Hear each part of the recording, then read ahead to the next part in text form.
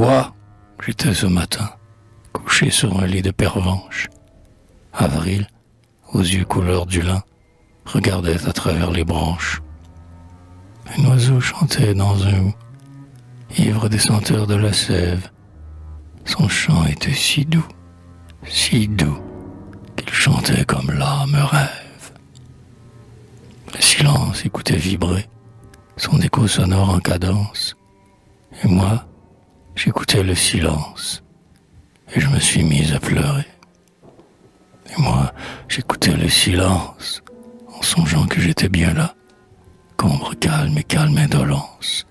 Le bonheur est fait de cela, que notre désir est presbyte, que l'on veut être heureux trop long, qu'il suffit bien pour mourir vite, un peu de soleil dans un coin, que nous vivons dans le délire. Et je rêvais à nos combats, à nous qui luttons ici-bas. Et je me suis mis à sourire. À nous qui luttons ici-bas, à nous, les vainqueurs de la vie, à ces vaincus aux morts, hélas, à celles que Dieu m'a ravies, à leur noir eau m'étouffant devant le cercueil, sous la porte, je pensais que la chair morte ne me dirait plus « mon enfant ». Je sentais un deuil extrême dans mon pauvre cœur là d'errer, mourant de vivre de lui-même. Et je me suis mise à pleurer. Mourant de vivre de lui-même, j'évoquais pour le ranimer. Et mes amis qui croient m'aimer, et moi qui crois que je les aime. Et celle aussi qui, sur ce point, en sait plus long que moi, j'espère. Et l'une qui ne m'aimait guère, et l'autre que je n'aimais point. Ni meilleur pourtant, ni pire. Et puis, à pas traînant, je remontais le cours des ans. Mais je me suis mis à sourire. Je remontais le cours des ans. Source d'argent, fleuve de cendres, au rebours des autres courants. D'où à monter, dur à descendre, et le cours des âges aussi, car le rêve est une aile immense. Et j'allais d'eux à celui-ci, de leur folie à sa démence, pensant, vivre, c'est espérer. Mais j'espère. Qui peut le dire? Et je me suis mise à sourire, et je me suis mise à pleurer.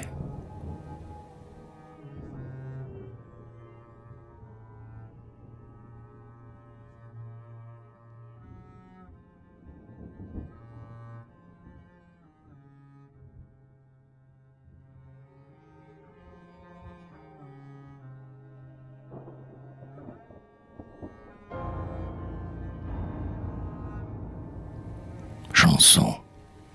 C'était en avril, un dimanche. Oui, le dimanche. J'étais heureux. Vous aviez une robe blanche et de gentils brins de pervenche. Oui, de pervenche. Dans les cheveux. Nous étions assis sur la mousse.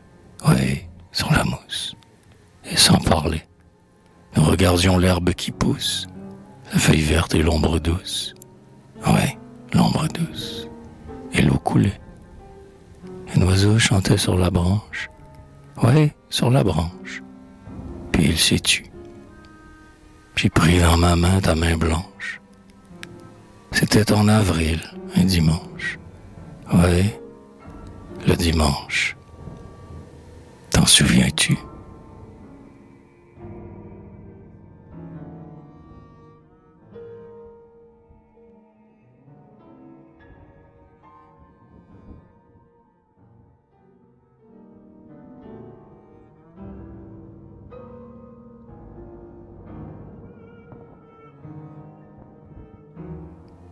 Ivresse.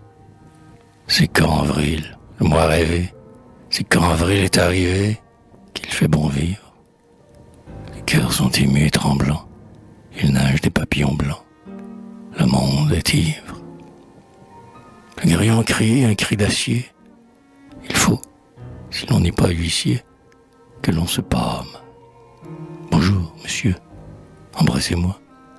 Je me sens là, je ne sais quoi. Et vous, madame? Que l'air est doux et le ciel bleu. Décidément, je crois en Dieu, pour le quart d'heure. Mais j'aime mieux mamie, ok? Savez-vous, quand on est très gai, pourquoi l'on pleure? Baiser, chanson, parfum, couleur, amour d'oiseaux, amour de fleurs, flamme infinie. C'est en avril, un beau matin, que Fourier trouva, c'est certain, son harmonie. Debout, voisin, mon cher ami, éveillez-vous, belle endormie, et qu'on se presse.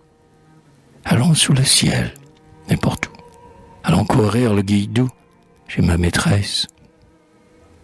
Corsage plein et lourd chignon, rire sonore et bourguignon, haleine pure, ne joue en fleurs, la lèvre en feu. Elle est à toi si tu la veux, c'est la nature. Ouais, mais prends garde seulement, car ma belle aime rudement, elle est farouche, et j'en sais plus d'un en péril, rien que pour avoir, cet avril, baisé sa bouche. Bah, l'amour est fait pour les forts. Nous vivons, si d'autres sont morts. À nous la fête, et tant pis pour les malportants, à qui le vin pur du printemps casse la tête.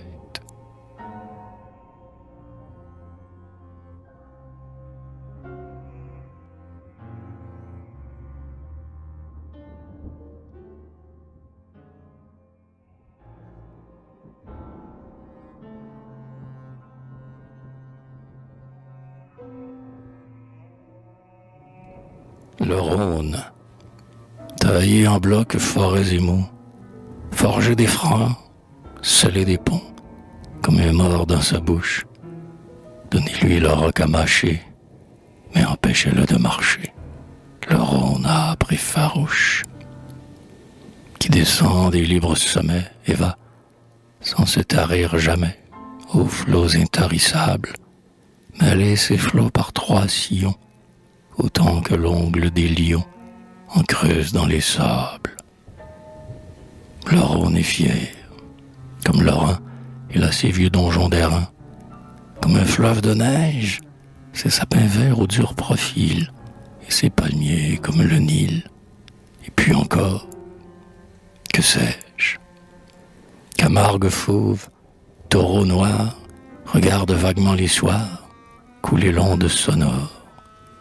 Héron pensif, flamant rosé, dont le vol aux cieux embrasé est semblable à l'aurore. Le Rhône est fort, comme la mer, il traîne des galets de fer avec un bruit de chaîne. Il a pour rive du granit, si haut que l'aigle y fait son nid, et pour roseau des chênes. Ah, le vieux mâle, sur son dos, qu'on charge les plus lourds fardeaux, plomb ou pierre, qu'importe voile ou vapeur. Un vaisseau ne lui fait pas peur. Il dit, viens, et l'emporte. Tombe des pics, franchit le Val, au grand galop comme un cheval, rase la plaine immense, fend les lacs et fend les coteaux, de l'acier tranchant de tes eaux, mon grand fleuve en démence. Mon grand fleuve rude au flanc gris, que, dans l'écume, avec des cris, le Mistral éperonne, passe magnifique, ô mon roi, nulle majesté mieux que toi, ne porte sa couronne. Passe et mire en ton cours fécond, fillette brune et raisin blond, Cyprion, belle femme. Heureux le peuple de tes bords, bila le vent, âme des cœurs, et le mou, vin des âmes. Ô fils des monts immaculés, tu roules toujours plus troublé, tes flots de lieu en lieu. Rhône indigné, l'âme est ainsi, l'âme qui se perd, elle aussi, dans l'immensité bleue.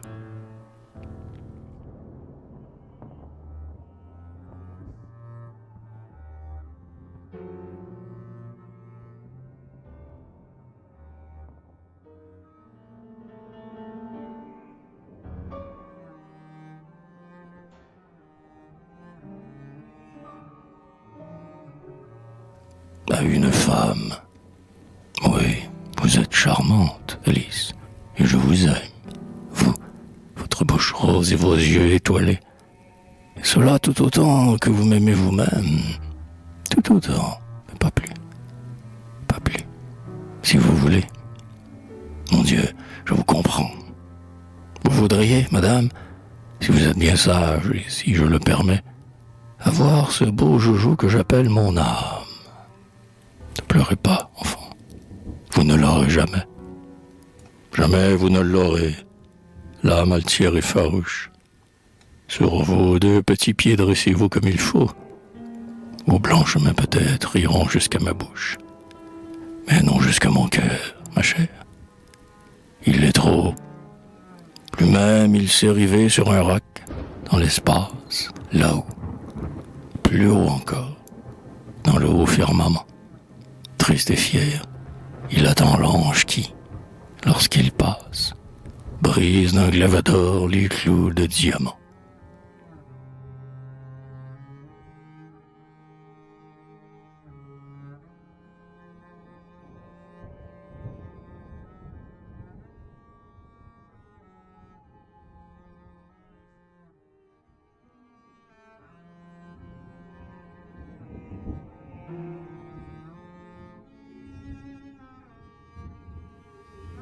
Dans la foule, dire que j'ai passé peut-être à côté d'elle, que peut-être 100 fois se sont croisés nos pas, qu'elle est peut-être ici quand je le crois là-bas, et m'appelle peut-être ici que je l'appelle.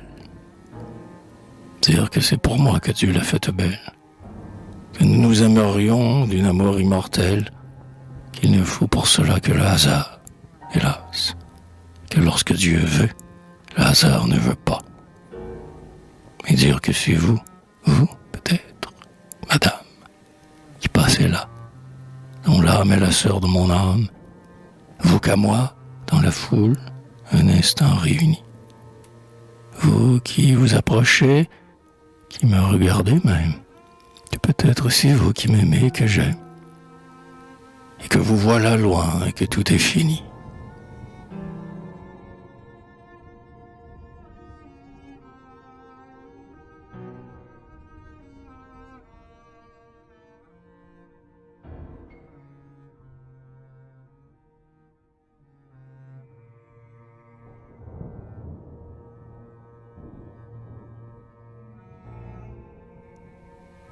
Souffrir.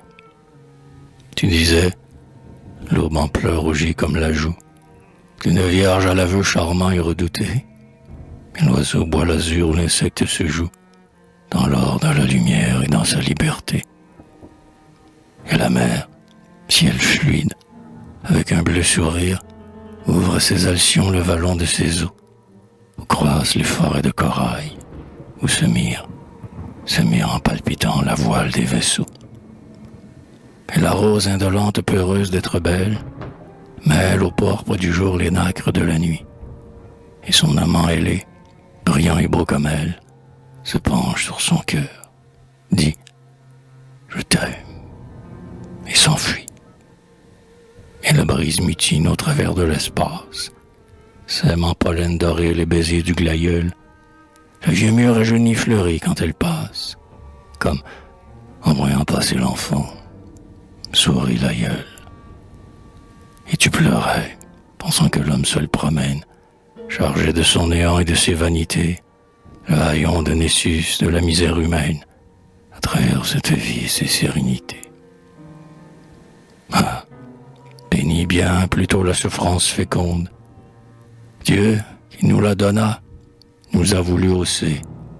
C'est la douleur, ami, qui sauvera le monde. La nature doit vivre, l'homme doit penser.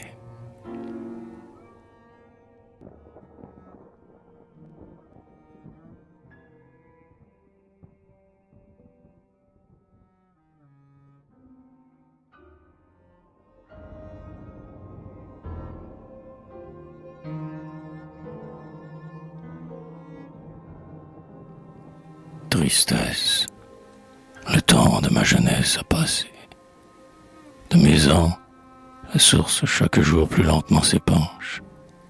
Et toujours plus épaisse en ses flots plus pesants, croît l'herbe qui s'enroule au roseau qui se penche. De grands ronds paresseux qui risent de son phare, un soleil moins brûlant dans un azur plus pâle, et tirent mollement leur volute d'opale sur cette onde soupie où dort le nénuphar. Bientôt, demain, cette eau qui faiblement murmure n'aura plus une plainte et n'aura plus un pli, et sur le flot stagnant, comme une moisissure, s'étendront tristement le silence et l'oubli.